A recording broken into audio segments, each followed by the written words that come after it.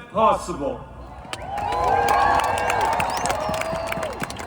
And thanks to the millions of Americans from our smallest towns to our largest cities in every state in our country who are gathering today at thousands of rallies.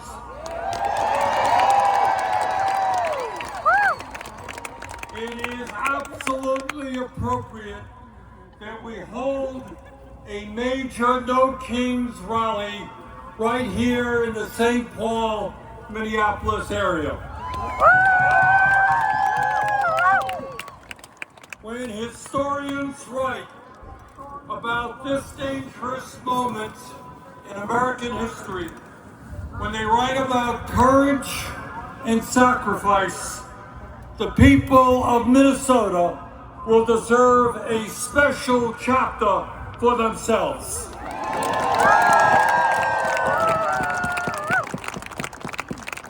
In the face of unprecedented occupation of this city by ICE, Trump's domestic army, this community stood up and with extraordinary solidarity fought back and won.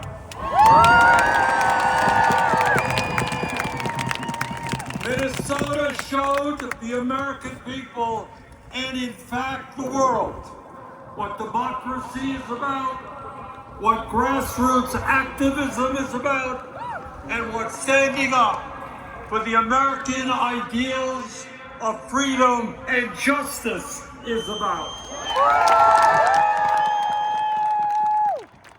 I want to thank my colleagues, Amy Klobuchar and Tina Smith, for their leadership in the Senate on this issue. And today, we remember and honor two brave Americans, Renee Good and Alex Preddy, who lost their lives in the struggle.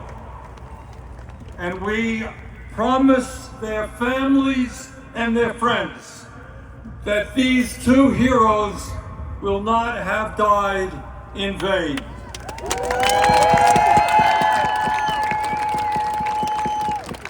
Their sacrifice has inspired and will continue to inspire the American people in the never-ending struggle for justice.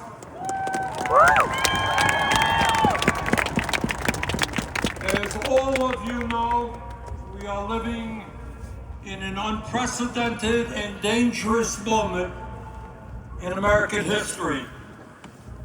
In many ways, the future of our country, and in fact the entire world, is hanging in the balance.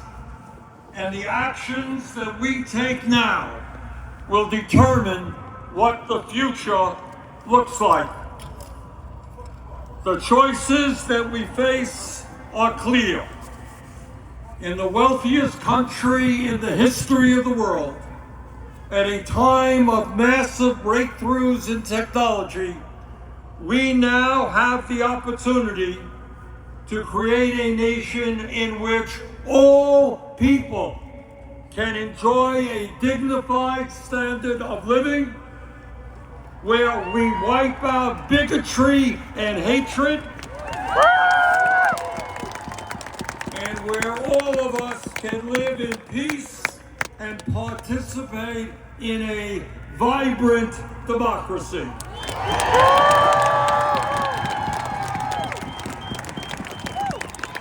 Where the foundation of our nation is built on love, compassion, human solidarity, and an understanding. As your great former Senator, the late Paul Wellstone, said, we all do better when we all do better.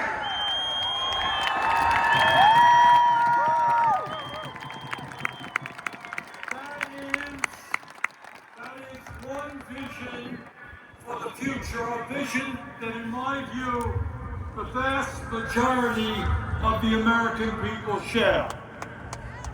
But there is another vision out there as well, a darker vision. It is a vision which says that we must give up on democracy, that we are too stupid and inept to govern ourselves, and that we must put more and more power into the hands of one man. It is a vision that says we should accept an economy in which a handful of oligarchs have unbelievable wealth, while the vast majority of our people struggle to put food on the table. It is a vision that says that the only thing that matters in life is the accumulation of money and power. And that it is okay if we lie, cheat, and steal to achieve those goals. It is a vision which says that we must hate each other because of where we were born. Hate each other because of a different language that someone speaks. Hate each other because of the differences in the color of our skin,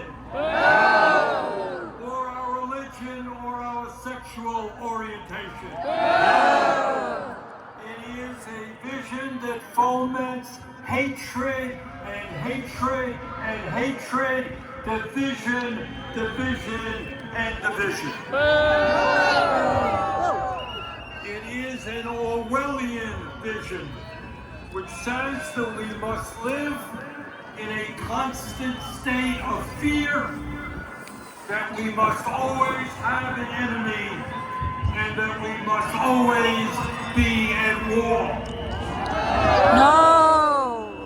It is a vision which says that we have unlimited amounts of money for bombs and guns and killing, but never enough money to feed our children, provide affordable housing, or enable our parents to retire with dignity. Today, here in Minnesota, in Vermont, and in every state in the country, we say loudly and proudly that as Americans, we will never forsake our heritage. We will never accept authoritarianism. We will never accept oligarchy. And we will never accept a president who is a pathological liar, a kleptocrat, and a narcissist who is undermining the Constitution of the United States and the rule of law every day.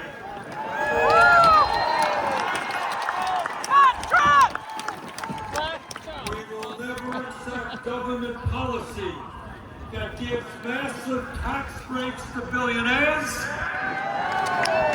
throws 15 million Americans off the health care they have,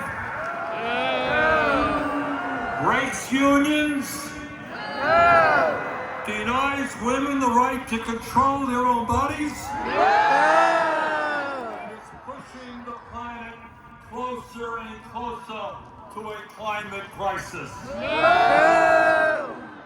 In the last year, I must confess, I've been thinking a lot about American history, about the men and women in 1776 who, with unbelievable courage, announced to the world that they would no longer be ruled by the King of England, who had absolute power over their lives. These patriots demanded freedom, and they fought a bloody revolutionary war against the most powerful military in the world to achieve that freedom. And they won. Yeah!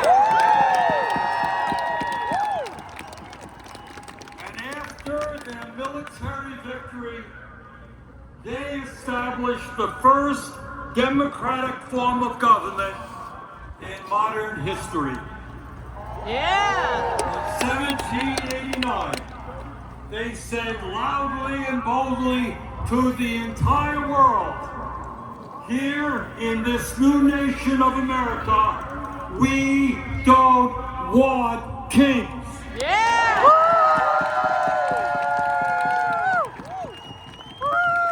Let's never forget the extraordinary and powerful words they left to us. Quote, "We hold these truths to be self-evident, that all men are created equal and they are endowed by their Creator with certain unalienable rights, that among these are life, liberty, and the pursuit of happiness."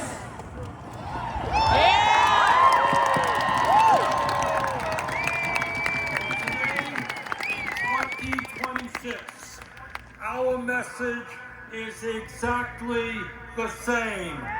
No more kings.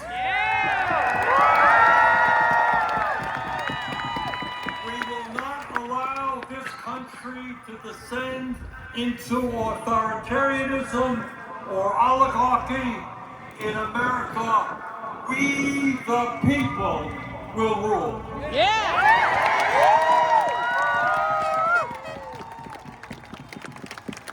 But let us be clear.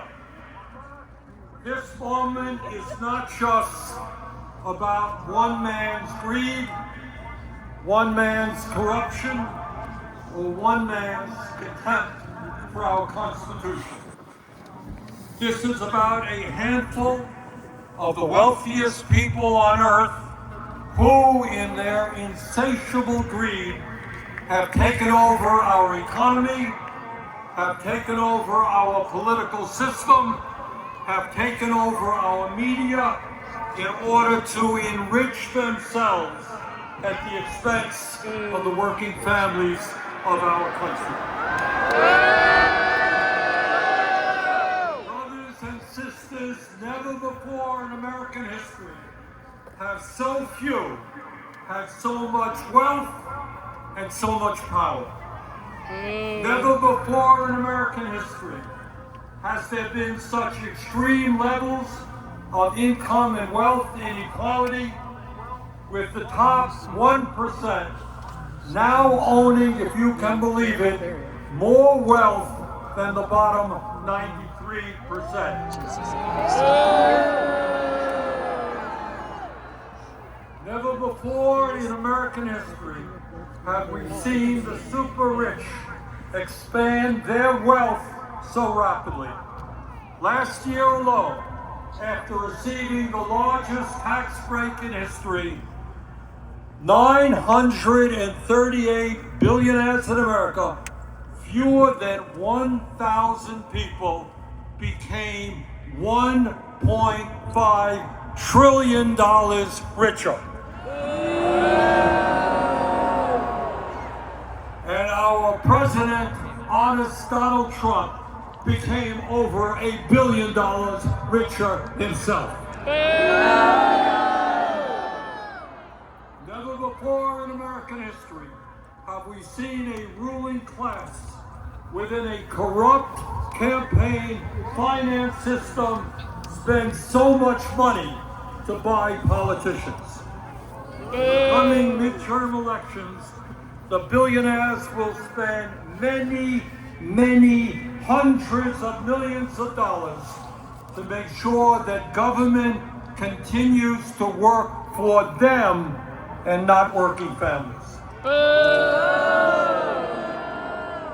Meanwhile, while the richest people in America become much richer, 60% of our people here in Minnesota, in Vermont, and all over this country are living paycheck to paycheck, struggling to put food on the table, struggling to pay their rent and their mortgage, struggling to pay for child care and education, and struggling to put a few bucks aside for a decent retirement. In America today, tens of thousands of our people die every year unnecessarily because they cannot afford to go to a doctor. And unless we change how our economy works, our younger generation, our kids, for the first time in modern history, will have a lower standard of living than their parents. So today, we not only say no to Trump's authoritarianism, we say no to Mr. Musk, no to Mr. Bezos and Mr. Zuckerberg, and Mr. Amazon, and all the other multi-billionaires. Yeah. You cannot have it all. We will create an economy that works for all Americans, not just the 1%.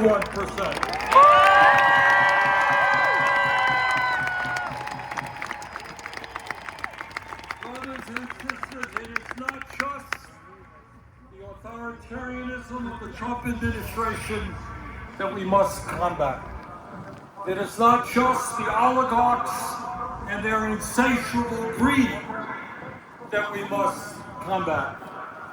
Now, as the news literally of today reminds us, we have got to stop the out-of-control militarism of the Trump administration, whether it is here at home in cities like Minneapolis and St. Paul or abroad.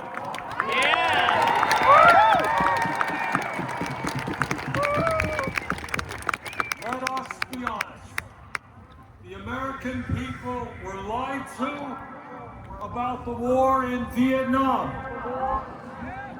We were lied to about the war in Iraq. And we are being lied to today about the war in Iran. This war must end immediately. In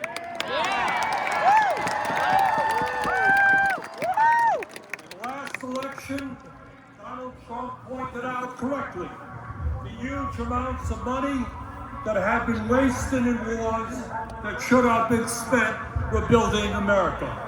He campaigned as a peace candidate, and he promised no more forever wars. He lied. 1 month ago, Trump and his partner, Israeli Prime Minister Benjamin Netanyahu, started a war with Iran. This war is unconstitutional. Trump did not seek or receive authorization from Congress.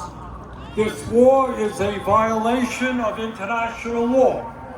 One sovereign nation cannot simply go about attacking another sovereign nation for any reason it chooses.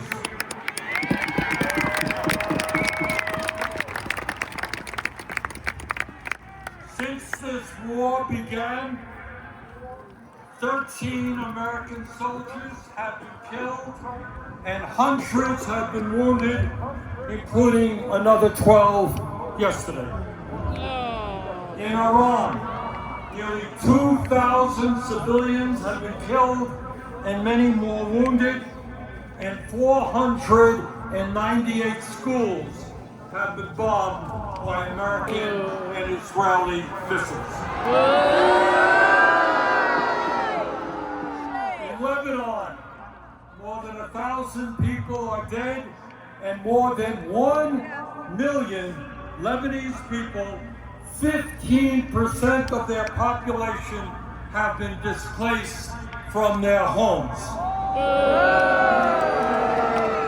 Israel, 20 people have been killed and over 5,000 wounded. In the West Bank, Israeli vigilantes are burning down homes and killing Palestinians.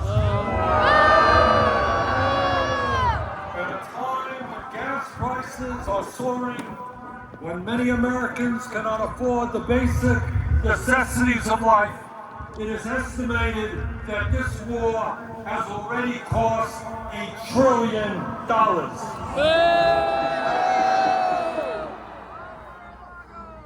At a time when the American people are politically divided, there is one issue that is bringing us together. Conservatives, moderates, and progressives are speaking out in unison: end this war.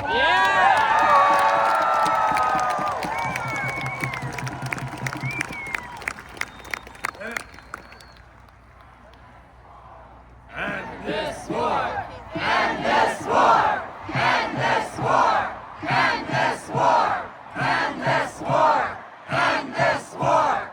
End this war! Just mentioned to you about what I intend to do about it. First, we have got to make sure that Congress does not send another $200 billion to fight this war. Trump's supplemental appropriation for the war in Iran must be defeated. Secondly, I will be forcing a vote in the Senate on legislation to block the sale of nearly $1 billion in weapons to the Israeli military for bombing control.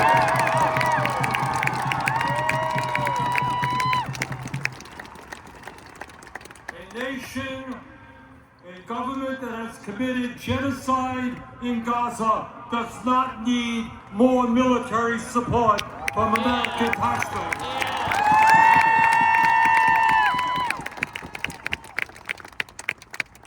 My fellow Americans, we are all proud to live in a country which throughout our history has inspired people throughout the world to struggle for freedom, for democracy, and justice. And we understand that when we stand together and not let demagogues divide us up, we can continue to inspire the world to believe in a brighter future.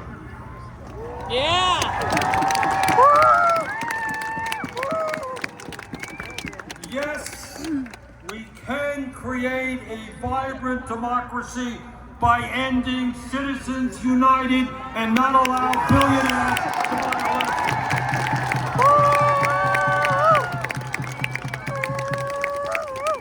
Yes, we can create an economy that works for every man, woman, and child in our country, and not just a handful of billionaires. Yes, we can make certain that the revolutionary technologies of artificial intelligence and robotics are used to improve life for all of us and not just make the rich owners of that technology even richer. Yes, we can and must join the rest of the industrialized world and guarantee health care as a human right for all of us.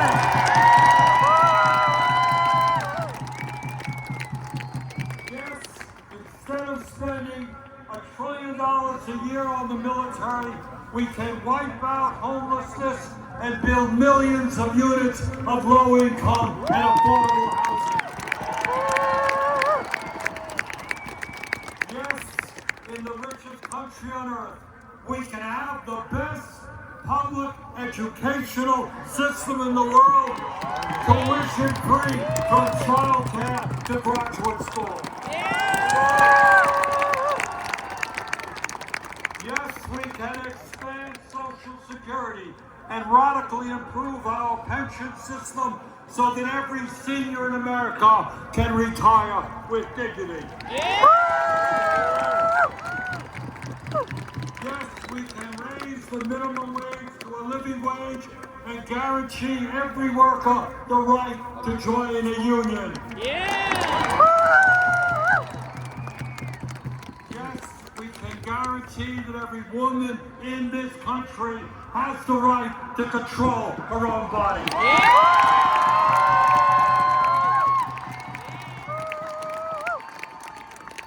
Yeah, Bernie! Billionaires are paying an effective tax rate lower than a truck driver or a nurse. We can and must make certain that the top 1% and large profitable corporations start paying their fair share.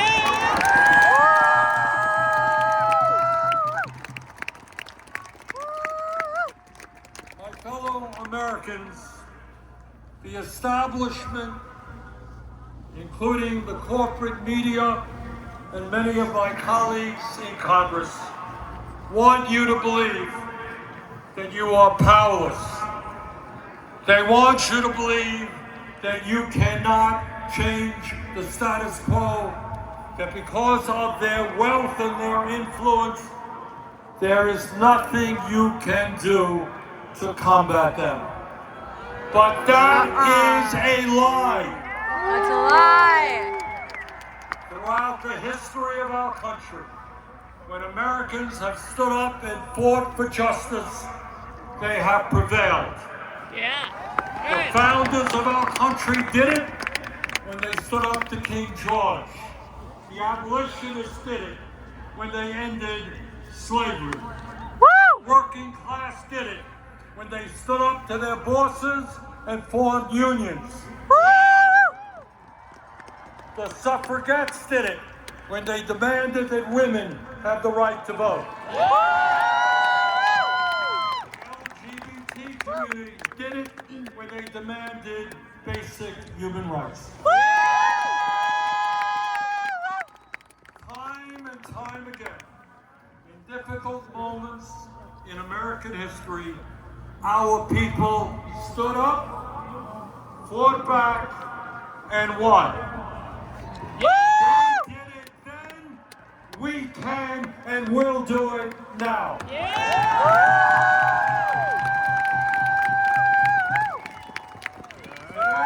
March 28, 2026, millions of Americans are out on the street demanding freedom, democracy, and justice. But we must make certain today is not the end of our struggle, it is the beginning. Together, when we stand united, we can and will create the kind of nation that you and I know that we can become. Thank you all very much. Yeah!